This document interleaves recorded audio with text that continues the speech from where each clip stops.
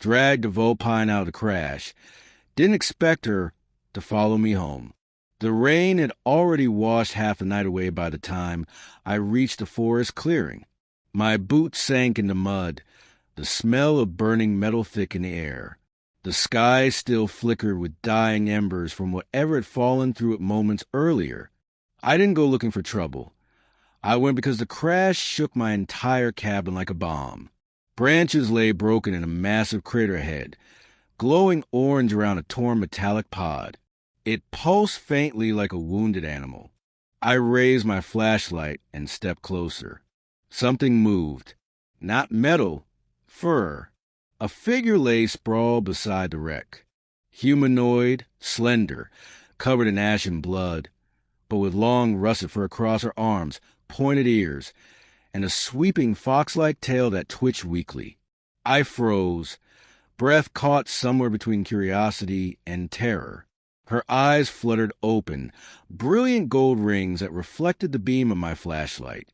"Help," she whispered, voice trembling, accent in a way that didn't belong to any language of Earth. Instinct overrode fear. I rushed to her side. My hand slid under her arms, and I dragged her from the wreck just as the pod sparked violently. The explosion behind us lit the forest in white fire. She collapsed against me, trembling. "You saved me, human." I swallowed. "Yeah, let's get you out of here before someone else shows up." Chapter 2. A Guest I Never Invited. I carried the Vulpine stranger into my cabin, laying her on a cot. My wood-burning stove crackled, humbly offering warmth compared to whatever technology she came from. She sniffed the air curiously. "Your dwelling is primitive but comforting." "You're welcome," I muttered, grabbing a first aid kit. Up close, her features were shockingly delicate. Soft fur across her shoulders, a thin jaw, elongated pupils that glowed faintly. She looked halfway between human and Arctic fox. As I wrapped a bandage around her thigh, she winced. "What's your name?" I asked. She hesitated, then replied, "Via Rai, scout of the Star-born Vulpine Union. We were fleeing." "From what?" She looked at the rain-blurred window, like it hid monsters, hunters, worlds that see my kind as trophies, not people. The weight in her voice made my chest tighten. "Well, whoever they are, they won't find you here. We're deep in the woods, no one visits." She stared at me for a long moment. "You risked yourself for someone you've never met. Why?" I shrugged. "I don't leave people to die. Doesn't matter where they're from." Via Rai breathed slowly, as if that answer puzzled her more than anything else that night. Chapter 3. The morning after. When dawn came, I expected her to be gone, vanished in the forest like a dream I couldn't prove. Instead, I woke to the sound of clattering pans in the kitchen. She stood there wearing one of my oversized shirts, tail swaying, sniffing a skillet of sizzling eggs with intense suspicion. "Human food is strange," she declared proudly, "but I have mastered it." "You turn the stove on with a wooden spoon." She blinked. "Your devices lack intuitive telepathic interface." I laughed despite myself and helped her finish cooking. She devoured breakfast like someone who hadn't eaten in days. Then came the question I'd been avoiding. "So," I began, "once you're healed, what will you do?" Her tail drooped. "I have no ship, no beacon, no way home." Silence settled between us, not awkward, but heavy with something unspoken. "You can stay here until we figure things out," I offered finally. Her eyes widened, pupils narrowing. "You would shelter me longer, even knowing what hunts me?" I nodded. No one deserves to be hunted. For a moment she looked like she might cry. But instead she stepped closer and placed her forehead gently against mine, a gesture that felt instinctive, intimate. "In my culture," she said softly, "this means we trust someone with our life." My heart thudded louder than the storm outside. I just meant you could use the guest room," I stammered. She smiled, amused. Guest room is acceptable too. Chapter 4. Not just a visitor. Days passed. Vairai healed quickly, faster than I thought possible. She learned to navigate Earth tech, hack my radio to scan star frequencies, and helped me chop fire with surprising enthusiasm. But something else happened too.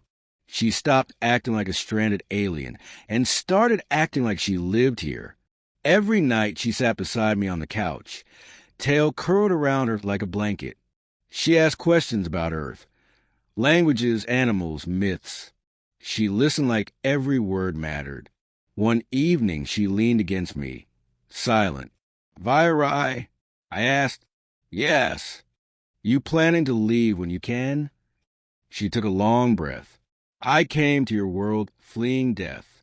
I found safety, warmth. You." Her hand grazed mine. "If I leave, it will not be because I must. It will be because you send me away." I looked at her, truly looked, and realized I didn't want her gone. "You can stay," I whispered. Her tail wrapped around my leg like a vow.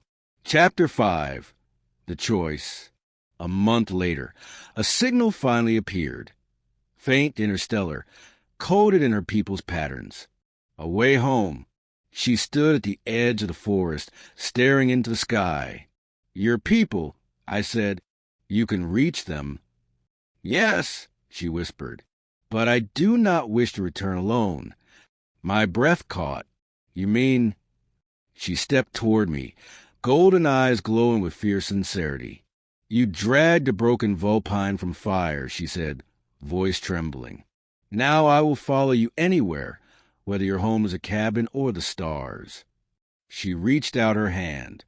I took it, and for the first time since that night, the sky didn't feel so vast. It felt like a beginning.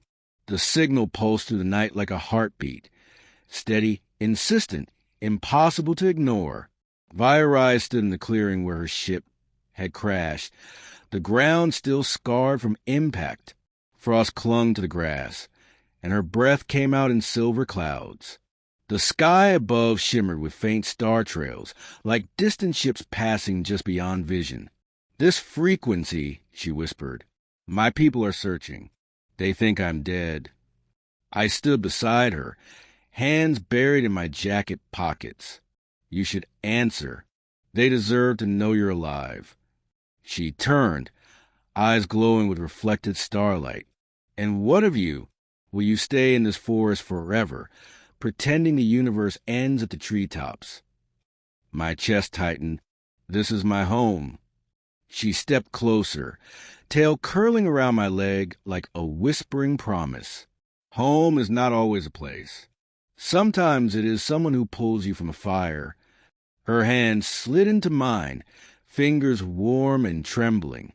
In her other hand lay the transmitter, a sleek shard of alien metal, humming with power. One press would summon a rescue ship. One press would end the quiet life we built. "If I go," she said softly, "I will return. But if I stay, will you walk beside me when hunters come? When the stars call again?" I swallowed hard. "I didn't save you so you'd disappear. I saved you because I couldn't imagine the world without you now." Her expression broke. Relief, disbelief, something deeper. She dropped the transmitter into my palm. "Then choose with me," she said. "Call them, not to take me away, but to take us somewhere new." I looked up at the infinite sky and pressed the button. The forest lit with a rising beam of light. Our new journey had finally begun.